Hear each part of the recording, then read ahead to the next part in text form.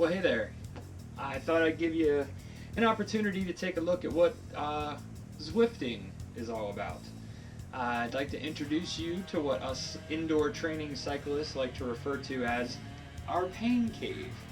This is where we put the pedal to the trainer and suffer through the winter so that we can maintain our fitness and hopefully be a little bit stronger come next riding season. So come along with me and I'm going to show you what it means to Zwift on our bikes. So this is my Zwift setup. What you'll see here is my bicycle. You might recognize this as the first road bike that I started with. I bought this, summer before last, the summer of 2014, and it has now faithfully become my training bike. As you can see here, there's a unique tire that I have mounted to this bicycle. This tire is specifically designed to work with this trainer. So you'll see down here we have this trainer. This has a lot of resistance built into it, so this is a special tire that's made not to break down or disintegrate quite as quickly as a regular rubber road tire will on this metal surface. So the bicycle communicates to the Zwift program with some wireless sensors. We have a speed sensor that's located right here that's connected to the back axle, and then we have what's called a cadence sensor right here, which is connected to the crank, and it measures how many times revolutions per minute the crank arms are spinning. So lastly and most importantly, the biggest piece to the puzzle is the actual computer. So over here, up there in the corner, we have the Alienware PC that runs the graphics engine to run Zwift, and then of course my display monitor for how I view Zwift when I'm using the program. So let's show you how that works. Okay, so what I'm going to do now is show you how we launch the Zwift program. Now, I'm not wearing my full riding kit. I did that to save me the embarrassment and you the trauma of having to see me riding in my riding gear. It already scares the heck out of the kids enough, and Candace isn't too fond of it either. But what I am going to show you is that I am in fact wearing my cycling shoes. Same shoes that I use when I'm out on the road. Normally when I ride on the trainer and when I ride in Zwift, I do go ahead and put on my cycling bibs and my jersey, just because it's it's easier, I guess. So this is how we actually launch Zwift and get the application started. So clip in here and go ahead and actually launch the Zwift application. Put in my email, login. And you'll see here, I don't know if you can tell, if you can see on the screen here, but what we've got is it's as simple as start ride. I'll actually show that to you.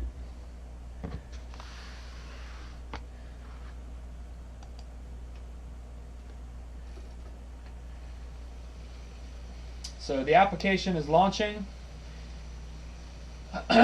What it's going to do, it's reaching out and connecting to the Zwift servers. And I'm actually already pedaling. I want the sensors to be able to pick up right away when the application rolls.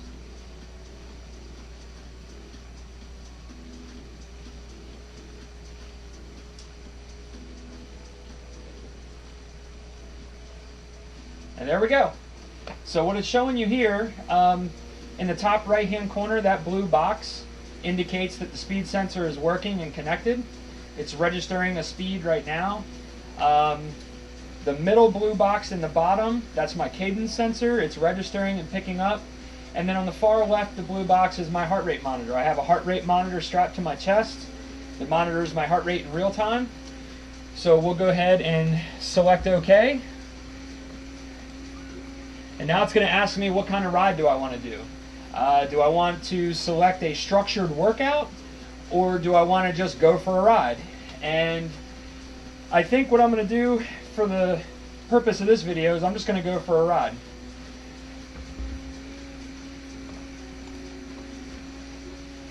So here we go. So Zwift launches right away, and the rider, because I was already pedaling, he goes ahead and takes off, and here I go. So a couple little things just to demonstrate real quick.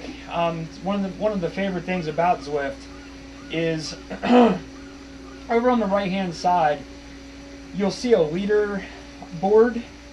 It's got a bunch of different names on it. Right now my name is highlighted in blue. What you'll see if you take a look is that there are flags from all over the world on that board right now. There are people literally in every corner of the globe that use Zwift. They all can get online and we can all ride together at the exact same time, coincidentally or intentionally. And this shows you who's online and who's riding at the same time. All these people that I'm passing that have the little name blurbs that are popping up, those are other riders in their pain caves using Zwift right now just like I am.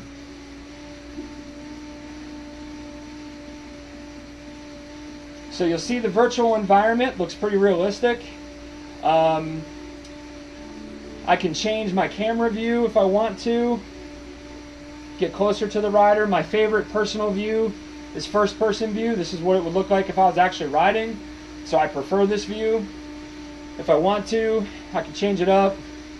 I don't know why you need to look at a fake version of yourself while you're riding, but you can if you want. Rear view. That guy's got a pretty nice ass, much better than mine.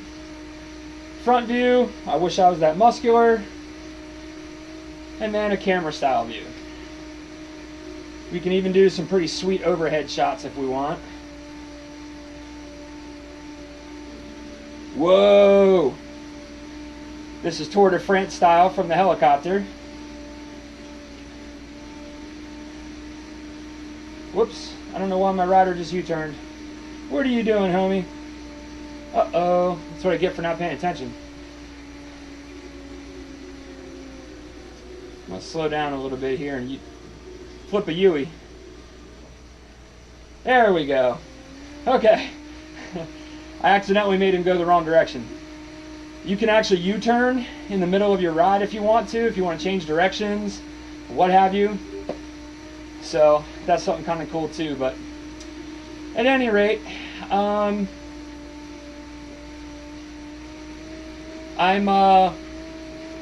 going to go ahead and do my ride. I'm going to ride for about 20 minutes. I'll jump back on at the end and show you how all the data works.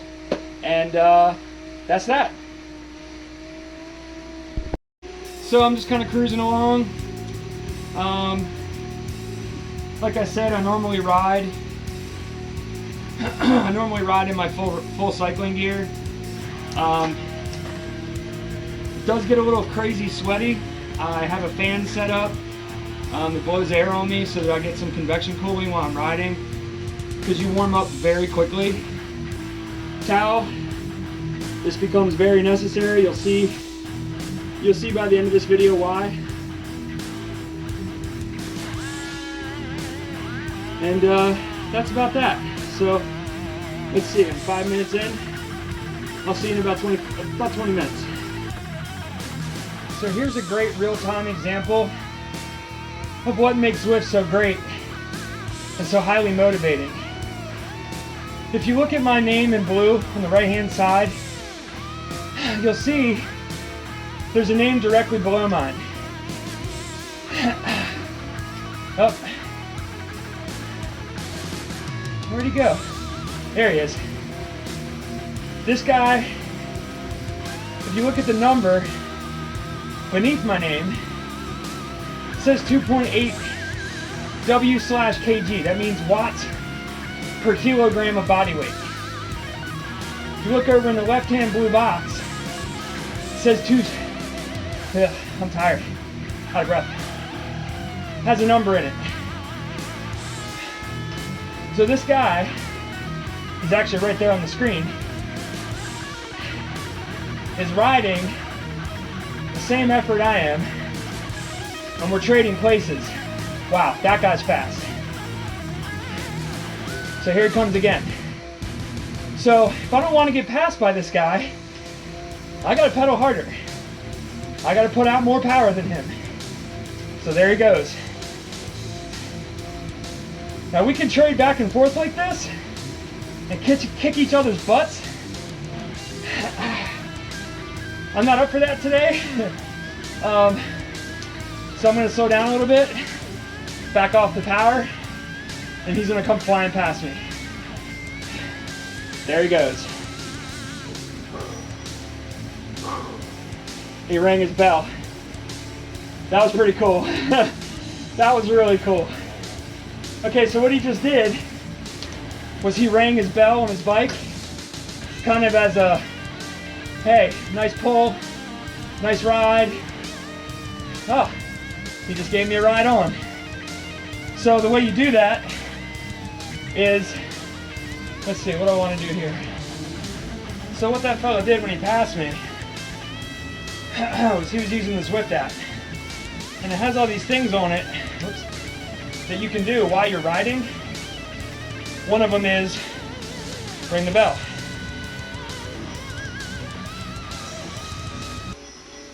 Which is pretty cool. When you ride by people, you can kind of give them a thumbs up by saying ride on.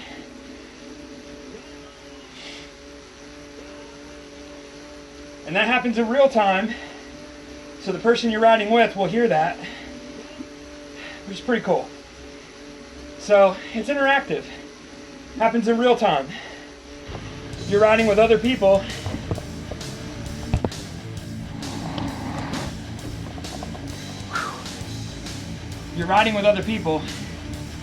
on the same ride that you are, and it's as social and fun as it is in real life.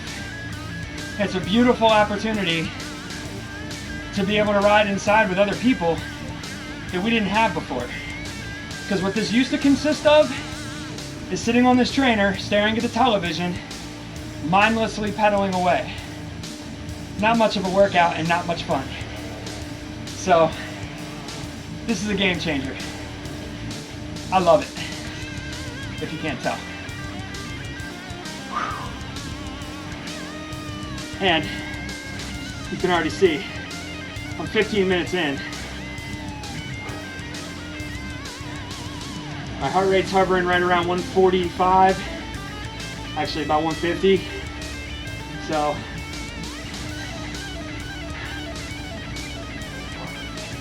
it's a hell of a workout, really fast, or it can be, especially when you jump on and ride with someone else like me and another fellow did.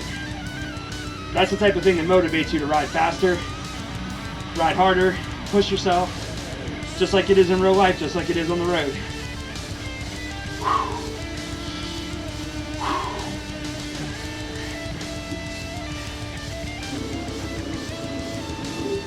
Okay, hey, all right, it's been about 24 minutes. I'm gonna calm down a little bit here, slow way down,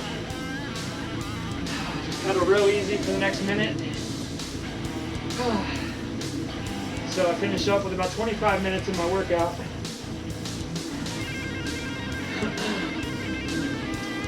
Then I'm gonna stop, save the ride.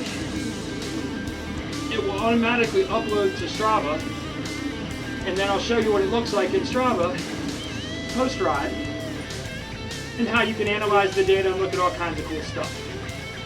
So, hang tight. Got about 20 seconds left. I'll see you in Strava.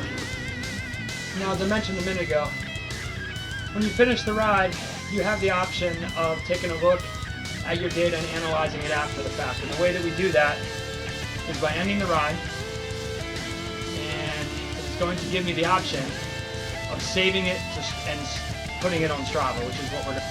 So let's take a look at what it looks like when we save it to Strava.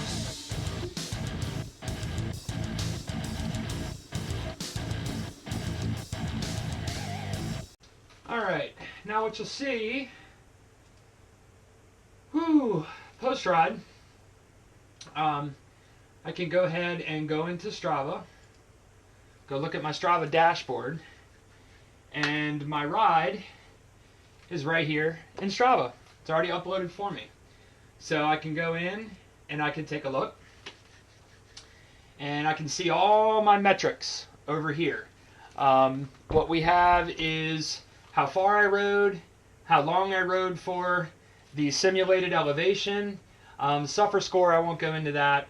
It has something to do with, it's a relationship of how hard your heart worked during the ride, etc. Don't worry about it. Weighted average power, the training load intensity, and then these numbers are some of the ones that are most important to me, besides the average power, is average speed, my heart rate, what my average heart rate was, and then what my maximum heart rate was during the ride. My cadence, what my average cadence was and what my maximum cadence was, and then my power, what my average power was and what my maximum power was. And then of course it tells you how many calories you burned, and that's just a number based off of what your heart rate is, what your body weight is, how much power you put out. It estimates how many calories you burned. So just that, I mean, for people who count calories, just that quick little 25-minute workout was a 376 calorie workout. I don't know what that equates to in anything else, but whatever. So what's important to me is we can go into analysis and go down here, and what you'll see is in these graphs are a graph that represents speed. Again, I don't really care about that. The two that I care the most about, third, not so much, but the two that are primary is power and heart rate. So when I'm on a training ride, a structured training ride, you'll see some interesting graphs that go up and down and up and down and up and down in intervals. And that's what interval training is. Your heart rate will do the same thing. And what we want to pay attention to are things like how fast your heart rate comes up and comes down, how much power we're putting out over a certain amount of time. One of the nice things in Strava is I can go in here to the time, and I can break this down over time versus over distance. 1 mile, 2 mile, 3 mile, 4 mile, 5 mile, or 320, 640, 10, 13, 20, etc. So if I want to go and look at time, I can go like this and highlight a section of the ride. And then you can see here from 5 minutes into the ride till 10 minutes into the ride, so a 5-minute chunk, I was putting out an average of about 300 watts for, in this instance, from 5 to 8, so about 3 minutes. What we want to do over the course of the off season, what I want to do is see that number continue to go up and up and up and up and up. So it's going to be a long winter of a lot of interval training, a lot of kicking my butt on these structured workouts. But at any rate, that kind of wraps it up. So you saw the bike, you saw the sensors, you saw the computer, you saw how it interfaces to Zwift, and then you finally see what we actually do with the information that comes from our Zwift rides. And it's great because my friends are on Strava. My friends that are on Strava also do Zwift. So if I go back up here to my Strava dashboard, I can see that my friend Gunnar went for a ride in his neighborhood. But down here, I can see my friend Jerry. He did a ride on Zwift earlier today. My friend Brian, he did a ride the other day. So as more and more people get involved, we'll be able to start doing rides together virtually. That's a pretty cool concept. And trust me, it will be in February and March when it's icy outside or there's snow on the ground and you can't get outside at all to ride. It'll be pretty fun for all of us to meet up online, and we just pick a predetermined time and say, hey, meet around the start-finish line of this course at 6 o'clock, and we'll all ride out together. And then we can all ride together virtually on the course. That should be pretty fun. So anyway, that's Zwift. That's what my winter is going to look like, at least as far as road bikes are concerned. And there'll be a lot more mountain biking to come. Later, Tater.